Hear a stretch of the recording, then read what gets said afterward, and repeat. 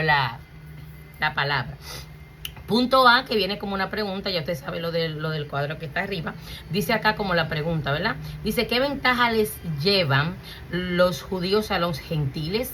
¿Qué ventaja les llevan los judíos a los gentiles? Me he estado respondiendo esto en muchas ocasiones, solamente vamos a leer esta parte aquí. Dice, entonces, ¿qué se gana con ser judío o qué valor tiene la circuncisión? Esas fueron las primeras respuestas. Dios bendiga a nuestra hermana Elizabeth, que tenía mucho que no la veía en clase. Dios te bendiga, mi amor, estaba orando por ti, extrañándote. Dios te bendiga, que yo comienzo a extrañar mi gente, Elizabeth, se te extraña, hermana, así que ya usted sabe. Dios me la bendiga mucho.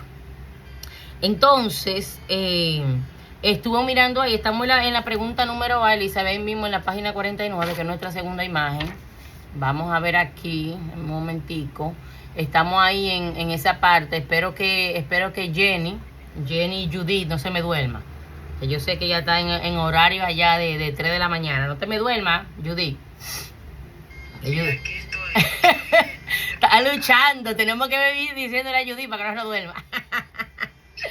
Ella está en el horario de las 3 de la mañana. Yo sé que es un esfuerzo mucho para ella. Entonces, mis amados, la respuesta de esta pregunta, que está en los mismos capítulos que leímos al inicio, dice, mucho, desde cualquier punto de vista. En primer lugar, y a los judíos se le confiaron las palabras mismas de Dios. Eso es un privilegio, pero en muchas ocasiones los mismos judíos no lo valorizaron.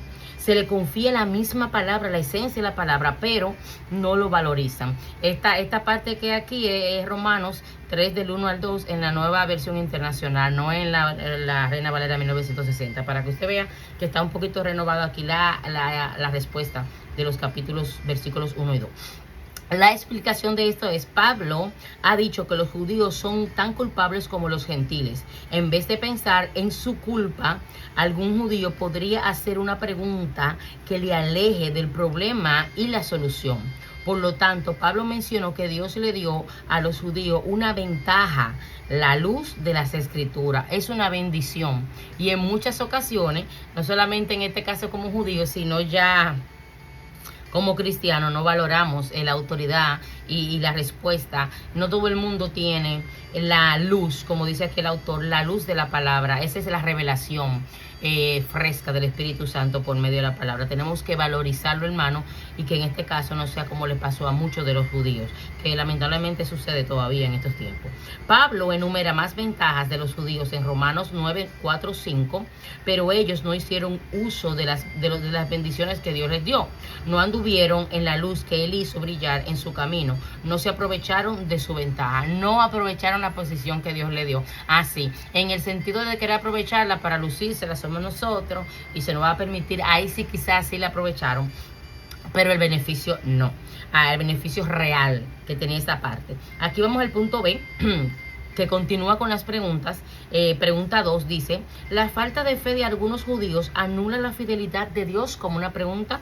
La falta de fe de algunos de ellos, estamos en la misma pregunta, el mismo Romanos 3, de 1 y 2 y 3, que estamos ahí en los versículos.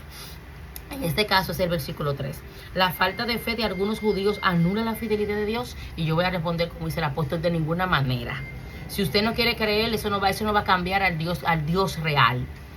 Al Dios que nosotros le servimos. Su incredulidad o su fe o su fidelidad o su comportamiento, sí, claro que sí, hay una responsabilidad, y más cuando somos personas que estamos llamados y estamos, como dice la hermana Dayana, en el púlpito dando de parte de Dios. Sí va a afectar a aquellas personas que están debajo ahí escuchando, en el sentido que están ahí aprendiendo de nosotros. Esa es la única, pero Dios no va a cambiar su soberanía por tu fe o tu incredulidad, aunque a los que están detrás de ti, a los que siguen tus pasos como hombre de Dios, sí le puede afectar. Esta respuesta es muy importante, escuche bien, ese en el versículo 3. Pero entonces, si a algunos les faltó la fe, ¿acaso su falta de fe anula la fidelidad de Dios? Le estuvimos explicando, pero eso es lo que no voy a abundar mucho aquí. ¿Acaso esta parte va a anular quién es Dios? No, de ninguna manera. Seguimos de ninguna manera. La respuesta, de ninguna manera. Dios es siempre veraz, aunque el hombre sea mentiroso. Lo leímos, lo estudiamos y lo repetimos cuando estuvimos con la Biblia. Es veraz, hermano. No importa que el hombre sea mentiroso, injusto y malo, Dios no va a cambiar. Ahora, lo traigo a lo que somos nosotros. Tenemos que cuidar nuestro testimonio, nuestra responsabilidad, porque hay personas que están ahí debajo. Dios bendiga a nuestra hermana Mildred. Ahí la estaba extrañando, ya que no acostumbro, porque Diana siempre está fiel, mi amor, Diana también. Mis hermosas hermanitas. Yo creo que son las únicas hermanas que tengo aquí, sí. Hasta ahora sí. La hermana en sangre, en Cristo. Bueno, entonces dice aquí, así está escrito, por eso, eres justo en tu sentencia y triunfarás cuando te juzguen. Ese de la Nueva Versión Internacional, esa parte. Así que ya ustedes saben, mis amados hermanos, de ninguna manera Dios no es injusto, y toda su soberanía está en todo lo que Él hace, es perfecto. Es excelente, no hay ninguna sombra de variación. Explicación: Dios no cambia cuando la gente se niega a creer o a obedecer. Pablo dice en otra parte, si fuéramos infieles, Él permanecería fiel. Él no puede negarse a sí mismo. ¿Por qué no puede negarse a sí mismo? Porque nosotros, hermanos, siendo la herencia, siendo el ADN de Dios en la tierra, nosotros como cristianos tenemos que identificar esta parte, mis amados hermanos. Dios no se va a negar al sacrificio que Él hizo por su Hijo. Dios no se va a negar a las cosas buenas que Él va a hacer con nosotros. El que se niega es el hombre, el que se niega somos nosotros como seres humanos. ¿Cómo Él se va a negar si Él fue quien entregó a su único Hijo en sacrificio perfecto, excelente, que no habrá sacrificio como ese? No hay otro sacrificio que valga, y ni tampoco nadie lo puede pagar, como siempre le digo, esa sangre preciosa derramado de su único Hijo, hermano. Entonces, ¿cómo Él se va a negar a eso? No, Señor, de ninguna manera. Vuelvo y repito yo, aunque no lo dice aquí. Amén. Eso es basado en 2 de Timoteo 2, 11, 13. El carácter de Dios es fijo, hermano. Es fijo. Es fijo. Él no se varía, Él no cambia. Santiago 1, 17, perdón. Las personas pueden decidir apartarse de Dios, pero Él permanece al lado de la verdad y la justicia. Usted se imagina que, vamos a poner, que si un pastor, tenemos que poner la cabeza de la iglesia porque es la representación de Dios en la casa y en el mundo, en el lugar, la nación donde está. Imagínese que el pastor decida cambiar su fe y irse por otro sendero, ya usted sabe ya, cualquier cosa mala, que no la respalde la palabra. Imagínese usted, ¿qué pasaría? Dios va a dejar de ser Dios porque usted y yo, Dios nos guarde, cometamos errores. O queremos cambiar lo que nosotros siempre creímos porque hay por ahí una secta que están... No, de ninguna manera. No puede ser, no puede suceder. Él sigue siendo Dios, Él no cambia, no hay sombra de variación en Él. Algunos judíos no creían ni obedecían a Dios. Como dice Romanos 3:4, Dios es justo de todo lo que perdón, es un juez justo de todos los que desobedecen, al igual que el que obedece también. Sin embargo, Dios sigue siendo fiel al pacto que Él le dio a Abraham. Como Pablo explica en Romanos 4, Abraham es el padre de todos los que creen. Recuérdese que Abraham es el padre de la fe. Así que vemos que Dios es fiel a sus promesas, aunque algunos no los heredan a causa de su incredulidad. Amados, esto lo último está fuerte, que algunos no los heredan, o sea, algunos cristianos no heredan a Dios aquí en la tierra por la incredulidad. Eso está muy fuerte. Vamos a cambiar a la próxima imagen, página 50. Hay un cuadro grande que dice: la fidelidad de Dios aparece de diferentes maneras. Amén. Dios bendiga a nuestra hermana Reina. La fidelidad de Dios aparece en diferentes maneras. Qué bueno que están llegando personas que tenía días que no la veían, hermana Reina. Dios la bendiga, qué bueno verla aquí. No importa que estén como oyentes, me gusta. Los oyentes reciben también, hermano, las enseñanzas. Y algunas personas me han dicho, escúcheme que haga esa interferencia aquí. Yo veo los videos. No, en los videos no sale todo, porque yo edito los videos. En los videos no sale todo. Algunas veces cuando yo no lo puedo editar, porque en este caso está en el mismo centro, no. Pero los videos son buenos, pero es bueno estar aquí para la gloria y honra de Dios, amado. Con mucho amor y mucho respeto lo hago, sin ningún interés, y ustedes lo saben. Aquí tenemos, la fidelidad de Dios aparece de diferentes maneras. Su fidelidad es como un espejo, refleja lo que hacemos. Cuando usted se para en un espejo, usted se ve a usted. En lo espiritual, cuando usted se para en ese espejo espiritual, usted ve la fidelidad de Dios en usted. Es un reflejo del mismo Dios. Pero ¿qué reflejamos nosotros? Hágase esa pregunta en su intimidad. ¿Qué usted refleja? ¿Qué yo reflejo cuando me paro en mi espejo espiritual? Entonces me voy a lo físico. ¿Qué reflejo en lo físico? ¿Qué represento en mi comportamiento? Todo cristiano tiene que tener un espejo espiritual para verse, no solamente el espejo normal, el espejo físico. Yo estoy dando un buen testimonio. Estoy tratando, porque somos personas imperfectas, hermanos, sí señor, pero le servimos a un Dios perfecto, no podemos tener eso como excusa. Que mis abuelos, que mis bisabuelos, que mi tío fuera un estilo Pedro con tumbaba oreja. Eso no son problemas míos, eso era Pedro, eso era el tío, eso era la herencia. Yo soy nueva en Cristo. No, que mi tía no salía del chupe. Yo reprendo eso, yo renuncio a eso, yo soy una nueva criatura. O sea, quiero decir, estoy en un ejemplo, ¿verdad? No importa las situaciones de nuestros ancestros. ¿Cuál es el reflejo de nosotros como hombres y mujeres de Dios? ¿Qué reflejamos? ¿Qué estamos dando? ¿Cuál es el ejemplo que podemos dar a los demás? O tenemos un ejemplo efímero. Tenemos un ejemplo de mentira, que nos vemos delante de los demás en un espejo empañado.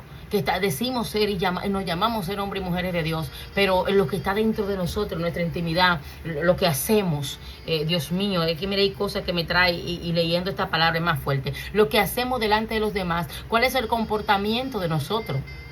¿Qué nosotros estamos haciendo? ¿Cuál es nuestra vivencia? ¿Cómo usted se comporta cuando lo aprietan? Ay, mi alma adora a Cristo. Cuando le agarran uno de sus hijos, cuando le molestan el esposo, cuando le molestan la madre, la tía, ¿cuál es el comportamiento? Dios bendiga a nuestra hermana Giovanni. ¿Cuál es el comportamiento? ¿Cuál es la acción? ¿Cómo yo estoy reaccionando? Bueno, llegó la mamá gallina.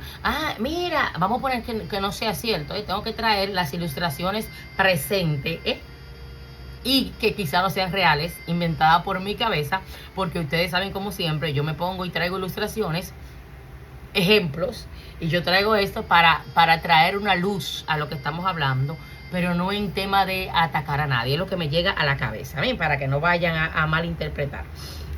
Marisa tiene una hija. Marisa es de estas madres apoyadoras de todo el sentido de la palabra, y Marisa tiene una princesa, sí, gloria a Dios por su hija, pero cuando la princesa sale de la casa se convierte en un monstruo. Sí, no parece esa niña que está en la casa.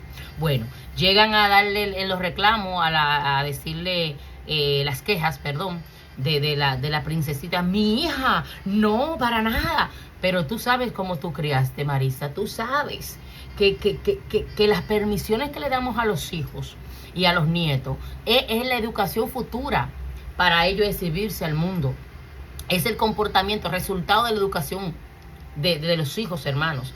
Cuando los hijos, usted le permite todo y no los reprende y no los corrige, usted está criando pequeños montricos en su casa para que cuando salgan al mundo, lo que ofendan, no den gracia, mandar, no le importa, son exagerados o les faltan el respeto a los mayores. Amén. Entonces, ¿qué nosotros hacemos aquí? Es ese reflejo de la madre en la casa.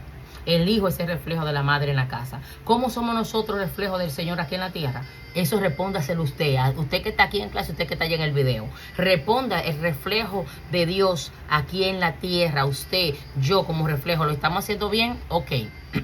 Dice, si somos fieles en obedecer a Dios, es fiel y en recompensarnos también. Oye, para siempre. Si somos infieles a Dios, Él es fiel para juzgarnos también. Eso no le gustó, ¿verdad? Si Él es fiel para recompensarnos, bien, siempre va a ser fiel.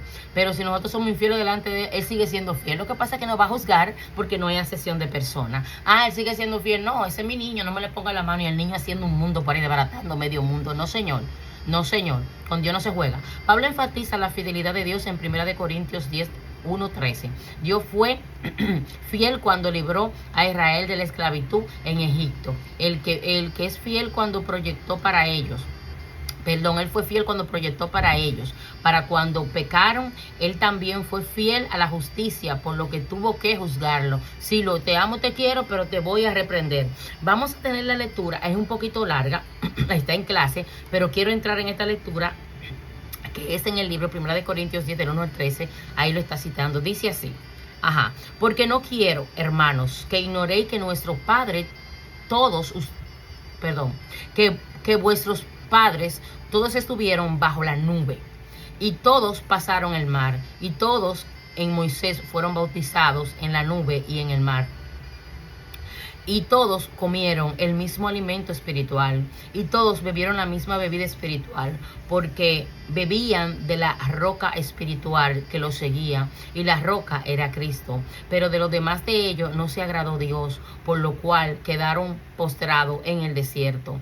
Mas estas cosas sucedieron como ejemplo para nosotros, para que no codiciemos cosas malas como ellos codiciaron, ni seáis idólatras como alguno de ellos. Según está escrito, se sentó el pueblo a comer y a beber, y se levantó a jugar.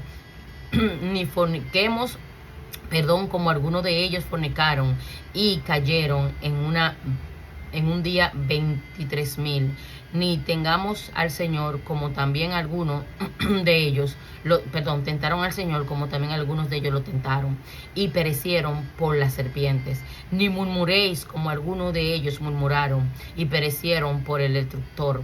Y estas cosas le acontecieron como ejemplo, y está escrito para amonestarlos a nosotros, a quienes han alcanzado los fines de estos siglos. Así que el que piensa estar firme, mire que no caiga. No os sobrevenga ninguna tentación que no sea humana, pero fiel es Dios, que no os dejará ser tentados más de lo que podáis resistir, sino que dará también justamente con la tentación la salida para que podáis soportarlo. Terrible. Fue largo. Ahí el autor ahí trajo a Primera de Corintios para traerle ahí una recopilación por igual de todo lo que sucedió en el pueblo, en el desierto, y que la misma nube que cubrió a aquellos que lo estaban haciendo bien fue la misma nube que cubrió a aquellos que lo estaban haciendo mal. Dios es justo, aún siendo nosotros infieles e injustos, nunca Él será. Siempre va a ser justo, solamente que con su fidelidad a sí mismo Él no va a juzgar. Y hasta aquí al final nos deje ese consuelo, al final nos deje el consuelo de que Él no nos va a dar a nosotros ninguna prueba, ninguna tentación que tampoco no sea humana. ¿Por qué aquí dice una tentación que no sea humana? Porque cuando viene, hay tentación, hermano, que si nosotros nos ponemos a ver la potestad que tiene, que le dio el Señor, algunos espíritus inmundos, uno sale corriendo. Porque mira, hay espíritu, hermano, hay espíritu que llenan la atmósfera horrible cuando ellos se presentan a lugares donde se está adorando, o en casa, donde sabe ya, como algunos se presentan. Y hay uno que nos paralizan, hermano. Usted ha tenido la parálisis del sueño, usted ha tenido la hipnosis también, hermano. Bueno, no todo el mundo, eso es cuando también muchas personas estaban fuera. El enemigo lo hipnotizaba en muchas ocasiones, pero la parálisis todo casi la hemos tenido, que nosotros estamos durmiendo y de un momento a otro sentimos todo, no podemos movernos y además clamamos dentro de nosotros. Ay, por eso es que dice aquí que Él no nos dará ninguna prueba que no sea humana, que humanamente nosotros la podamos tener la fuerza. Como yo le digo, si la prueba es de 100, Él no nos va a dar a nosotros una de 200, porque sabe que nosotros podemos cargar con esa prueba que pesa 100. Así que ese consejo para ustedes, Él no nos dará ninguna injustamente que no podamos nosotros salir de ese proceso. Vamos al punto C. Está fuerte. Está fuerte. Estábamos predicando anoche y al inicio de la prédica se fue la luz. Y la gente pensaba, bueno, nos vamos a ir temprano. Ah, pero ¿quién? Rosa. No, hermano. Cogí, solté el micrófono y comencé a hablar duro y se me afectó más la garganta. Y yo me sorprendí porque no se me fue ni una gente. Y terminamos un poquito más tarde. Ya usted sabe, y eso fue poderoso para la gloria de Dios. Me sorprendí porque pensé que se iban a ir. Cuando hay unción, hermano, para la gloria de nuestro Padre, la gente se queda ahí con ese calor, una iglesia así, entrada para adentro, de blog, de ese fuego, hermano, ese calor, y estaba todo el mundo ahí sudando, pero estaban ahí todos, hermano. No, el enemigo pensó que no iba a quitar a nosotros nuestra bendición, pues no nos la quitó. Vamos al punto C. Pregunta 3. Si nuestro pecado hace que Dios parezca más santo, ¿es injusto que Dios nos juzgue? La respuesta. Pero si nuestra injusticia pone de relieve la justicia de Dios, ¿qué diremos? que Dios es injusto al descargar sobre nosotros su ira? Hablo en términos humanos, que en la parte de la Reina Valera dice, hablo como hombre. Y la respuesta es de ninguna manera. Si así fuera, ¿cómo podría Dios juzgar al mundo? O sea, vuelvo a la pregunta.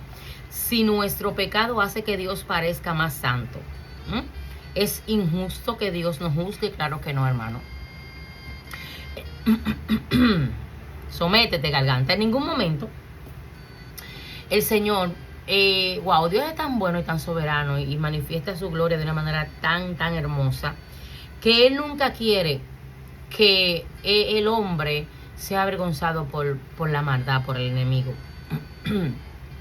Que aún nosotros, siendo pecadores, como leímos ahí en Corintios, aún nosotros, aún el pueblo de Dios haciéndolo mal, Dios mantenía esa fidelidad, y no era que se quería que se viera el pueblo al Dios justo y el pueblo como mal, era que estaban mal muchos de ellos, y Dios sigue siendo justo, Dios sigue siendo veraz, Dios sigue siendo un Dios soberano sin importar lo que estaba pasando.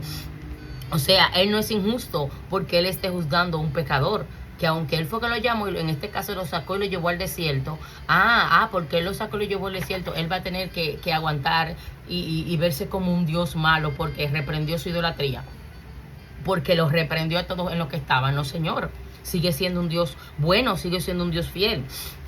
En la explicación dice, Dios es nuestro creador, pero Él nos da libre albedrío.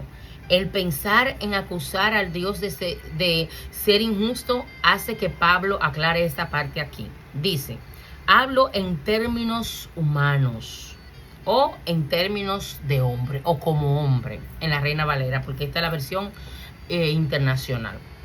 Aquí él está diciendo, asimismo, para que no se vaya a malinterpretar, él está aclarando que de las preguntas que le está haciendo ahí con su respuesta, él está hablando como hombre, dándole la gloria y la honra a Dios, pero no crea usted que está hablando como Dios para ver, sí, porque tú eres fulano de tal, tú eres Pablo, por eso es que tú hablas, porque a ti no te estaba cantando como a mí.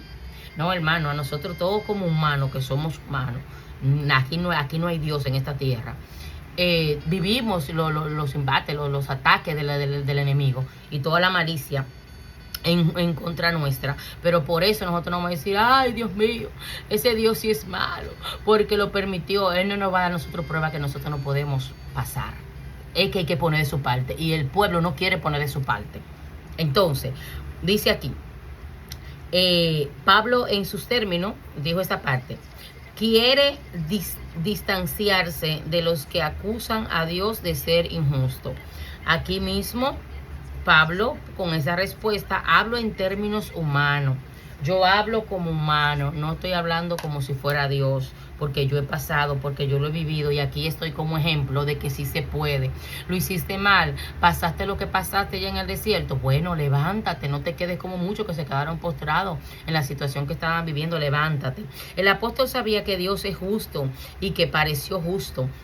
Aunque la gente escoja el bien o el mal, la oscuridad puede hacer que la luz parezca más horrible. Pero en realidad la luz es luz y la oscuridad ni la aguanta ni la disminuye. Usted escuchó, es luz como quiera. Entonces, en muchas ocasiones, hermano, usted va en un lugar donde vamos a ponerle un vehículo y usted ve que el vehículo alumbra, ¿verdad? Hasta un cierto espacio donde lleven sus focos. Pero usted como que va seguro, mira, siguiendo la luz. Pero si usted mira para los lados, usted se asusta. Ay, Dios mío, qué oscuro, pero déjame centrarme en la luz que me está dirigiendo. Si me pongo a mirar en todas las tinieblas que está alrededor de los dos focos de mi carro, me voy a preocupar y me voy a asustar. En este caso, aquí el autor quiso traer esta ilustración de que la oscuridad puede hacer que la luz parezca más brillante. Sí, ¿por qué? Porque esa luz es que yo voy a seguir. Pero en realidad, la luz es luz y la oscuridad ni la aumenta ni la disminuye. Para que tengamos claro eso, hermano, que no importa las tinieblas donde nosotros nos encontremos, la luz es la que predomina, la luz es la que va a sacar a nosotros ahí de ese lugar, de esa oscuridad. Algunos podrían creer que Dios parece mejor porque Él perdona nuestros pecados, pero en realidad nuestros pecados nunca pueden hacer que Dios parezca mejor. Esa es la pregunta, hermano, que hicimos anteriormente. Nuestro pecado no parece, mire, ni mejor ni mal. Mire, es que el pecado la tristeza que siente Jesús, que fue la propiciación, que fue el que mandó por gracia, para que usted y yo seamos salvos. ¿Usted cree que el pecado va a enaltecer al soberano? Va a enaltecer a su Dios. No, hermano, él sigue siendo Dios, pero eso él no se va a sentir bien con esto, porque sus hijos pequen. Algunos podrían creer que Dios parece mejor porque él perdona nuestro pecado. Mire, hermano, hay muchas ocasiones que esto se malinterpreta en las iglesias. Y veo muchas personas que hablan de este tema. Como que hay personas que disfrutan poniendo en disciplina a otras personas que caen en situaciones que usted y yo podemos ser medidos con la misma vara. Hay personas que disfrutan, y yo lo puedo decir, hermano, a mí no me lo contaron, y yo tuve un sueño, lo viví.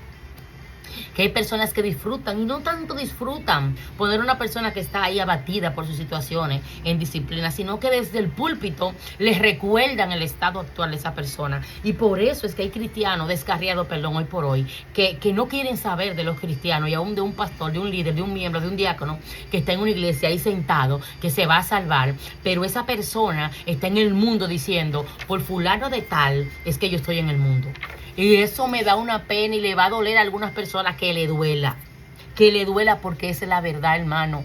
Hermano, Dios no se va a sentir bien porque nosotros caigamos en pecado, pero no va a dejar de ser Dios. Ahora, la persona responsable de juzgarnos no va a dejar de ser una persona de Dios que reconozca que yo estoy mal, pero que me apoye a levantarme. Aleluya. ¿Qué tan difícil es apoyar a una persona que está en una condición de pecado? Qué tan difícil no apoyarla para que peque, para que se levante.